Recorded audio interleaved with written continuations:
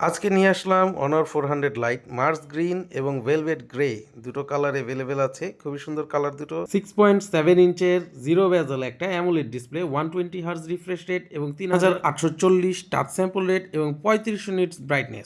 Dimensity 7025 ultra প্রসেসরের সাথে, যেটা 5G প্রসেসর দিচ্ছিল এবং র্যাম হচ্ছে 12256 জিবির। এই ফোনটা খুবই ভালো একটা স্মুথ পারফরমেন্স দিচ্ছিল।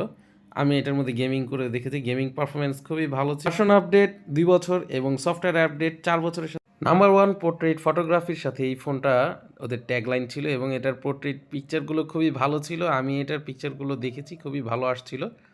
একেবারে সিঙ্গেল ডিটেল পর্যন্ত ক্লিয়ার ক্যাপচার করেছে। ভিডিও কোয়ালিটিও খুব ভালো এবং লো লাইটেও খুব ভালো একটা পারফরমেন্স দিচ্ছিল এটা। এখন আমি এটা আসলে একটু আউটসাইডে।